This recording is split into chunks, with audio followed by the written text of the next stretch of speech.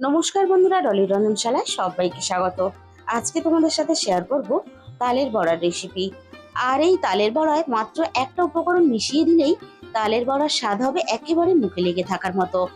উপরটা যতটা মুচমুচে, ভিতরটা ঠিক ততটাই নরম, মুখে দিলেই মিলিয়ে যাবে। এইভাবে যদি একবার তালের বড়া বানাও তাহলে কিন্তু বারবার এইভাবেই তোমাদের বানাতে ইচ্ছে করবে। এই সময় বাজারে প্রচুর তাল পাওয়া যায়, তাই এইভাবে একবার হলো তালের বড়া বানিয়ে দেখো। আমি আগে থেকেই তালের কাতটা বের করে রেখেছিলাম। এবার আমি একটা বড় বাটির মধ্যে তালের কাতটা নিয়ে নেব। আর এই রেসিপিটা বানানোর জন্য 3টে আটির যে বড় তাল হয়, সেই একটা বড় তাল কিন্তু আমি এখানে ব্যবহার করলাম। এবার আমি এখানে শুকনো উপকরণগুলো দিয়ে দেব। আমি এখানে মাঝারি সাইজের বাটির 2 বাটি ময়দা দেব। আমি এখানে ময়দা ব্যবহার করছি, তোমরা চাইলে কিন্তু এখানে আটাও ব্যবহার করতে পারো। একটা তালের জন্য আমি 2 বাটি ময়দা ব্যবহার করলাম। খুব বেশি আটা বা ময়দা ব্যবহার করলে তালের পরিমাণ যদি কম হয় তাহলে কিন্তু বড়াগুলো খেতে ভালো লাগবে না। যে বাটির মাপ করে আমি ময়দা নিয়েছি, সেই বাটির মাপ করেই আমি এখানে 1 বাটির একটু কম সুজি দিয়ে দিলাম। একই সাথে আমি ওই একই বাটির মাপ করে 1 বাটি চিনি দিয়ে দিলাম। চিনির পরিমাণটা কিন্তু অবশ্যই নিজেদের স্বাদ মতো ব্যবহার করবে। একই সাথে আমি এখানে 10 টাকা প্যাকেটের একটা গুঁড়ো দুধ দিয়ে দিলাম। এবার আমি এখানে স্বাদ মতো অল্প একটু লবণ দিয়ে দিলাম। যে কোনো মিষ্টি জিনিসে অল্প একটু লবণ দিলে তাহলে তার স্বাদটা অনেক বেশি ভালো হয়। একই সাথে আমি এখানে প্রয়োজন মতো কোরানো নারকেল দিয়ে দিলাম। 2টো এলাচ আমি আগে থেকে থেতো করে রেখেছিলাম, সব শেষে আমি দিয়ে দিলাম। অল্প একটু এলাচ থেতো করে দিলে তাহলে বড়ার গন্ধটা খুব ভালো আসবে। বাটিটা আমি একটু পরিবর্তন করে নিলাম। বাটিটা বেশ অনেকটাই ছোট হয়ে গিয়েছিল, মাখার অসুবিধার জন্য আমি বাটিটা পরিবর্তন করে নিলাম। সমস্ত উপকরণ আমি এই বাটির মধ্যে ঢেলে নিয়েছি। এবার আমি সবকিছু বেশ ভালোভাবে হাত দিয়ে এভাবে মেখে নেব। আমি এখানে গুঁড়ো দুধটা ব্যবহার করেছি। গুঁড়ো দুধটা ব্যবহার করলে তাহলে তালের বড়াটা যেমন খেতে ভালো লাগবে, তেমনই কিন্তু তালের বড়ার কালারটাও খুব ভালো আসবে। সবকিছু আমি একসাথে দেখো বেশ ভালোভাবে এইভাবে হাত দিয়ে চটকে চটকে মেখে নেব। এবার আমি একটু ঢাকা দিয়ে রেস্টে রেখে দেব। এইভাবে একটু ঢাকা দিয়ে রাখলে তাহলে সবকিছু একসাথে সুন্দরভাবে সেট হয়ে যাবে। মিনিট 5-এর মতো আমি রেস্টে রেখেছিলাম। আমি এখানে দানা চিনি ব্যবহার করেছিলাম। চিনিটা এখানে খুব সুন্দরভাবে মিশে গেছে সবকিছুর সাথে। তোমরা যদি গুঁড়ো চিনি ব্যবহার করো তাহলে রেস্টে রাখার প্রয়োজন নেই। বড়াগুলো ভাজার জন্য আমি কিছুটা তেল আগে থেকেই গরম হতে বসিয়ে দিয়েছিলাম। তেলটা খুব ভালোভাবে গরম করে নিয়েছি।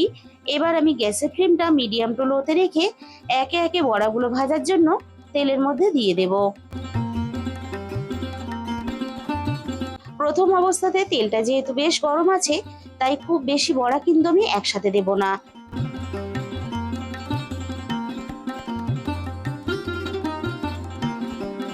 অল্প কয়েকটা বড়া দিয়ে আমি প্রথম ব্যাচের বড়াগুলো ভেজে নেব। প্রথমে যে বড়াগুলো আমি দিয়েছিলাম, সেই বড়াগুলোর গায়ে দেখো একটা সুন্দর ভাজার কালার চলে এসেছে। এইভাবে ঘুরিয়ে ফিরিয়ে নাড়াচাড়া করে সবগুলো বড়া ঠিক একইভাবে আমি ভেজে নেব। প্রথমে যে বড়াগুলো আমি দিয়েছিলাম সেগুলো কিন্তু খুব সুন্দরভাবে আমাদের ভাজা হয়ে গেছে।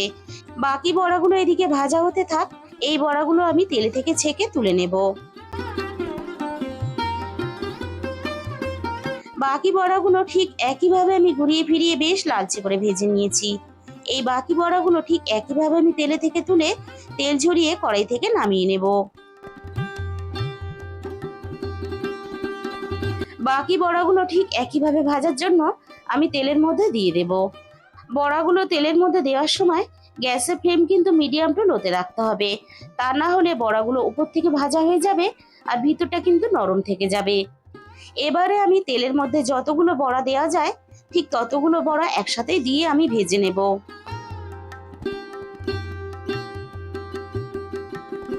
দ্বিতীয় ব্যাচে দেখো বেশ অনেকগুলো বড়া কিন্তু আমি একসাথে ভাজার জন্য দিয়ে দিলাম। বড়াগুলো তেলের মধ্যে দেওয়ার সময় আমি গ্যাসের ফ্লেমটা মিডিয়াম টু লোতে রেখেছিলাম। এবার আমি গ্যাসের ফ্লেমটা মিডিয়ামে রেখে বড়াগুলো ভেজে নেব।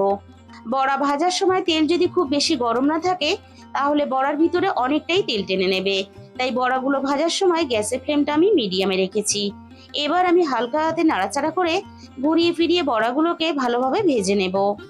বন্ধুরা, আমি তোমাদের একটা কথা বলতে ভুলে গেছি, আমি এখানে ময়দার সাথে সুজি ব্যবহার করেছি। তোমাদের হাতের কাছে যদি চালের গুঁড়ো থাকে তাহলে চালের গুঁড়ো ব্যবহার করতে পারো। দ্বিতীয় ব্যাচের বড়াগুলো দেখো আমি বেশ লাল লাল করে সুন্দর করে ভেজে নিয়েছি। ঠিক একইভাবে আমি তেল ঝরিয়ে কড়াই থেকে নামিয়ে নেব।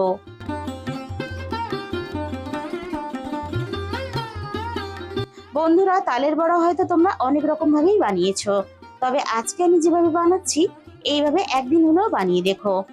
এইভাবে তালের বড়া বানালে তালের বড়ার স্বাদ কিন্তু হবে একেবারে অন্যরকম। দ্বিতীয় ব্যাচের বড়াগুলো আমার ভাজা রেডি হয়ে গেছে। বাকি বড়াগুলো ঠিক একইভাবে আমি ভাজার জন্য তেলের মধ্যে দিয়ে দিলাম। সবগুলো তালের বড়া কিন্তু আমাদের এখানে ভাজা রেডি হয়ে গেল। এবার আমি তোমাদের একটা প্লেটের মধ্যে তুলে পরিবেশন করে দেখিয়ে দেব।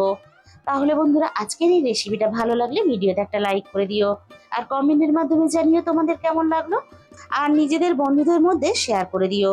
আর যে সমস্ত নতুন বন্ধুরা এখনো পর্যন্ত আমার চ্যানেলটা সাবস্ক্রাইব করোনি, এরকম নতুন ঘরোয়া সহজ রেসিপি পেতে আমার চ্যানেলটা সাবস্ক্রাইব করে আমার পাশে থাকার অনুরোধ রইল।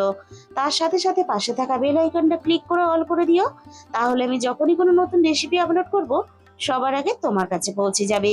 আর তোমাদের মূল্যবান সময় দিয়ে আমার এই রেসিপিটা এতক্ষণ সময় ধরে দেখার জন্য তোমাদের সবাইকে অসংখ্য ধন্যবাদ। আজকে তাহলে এই পর্যন্ত।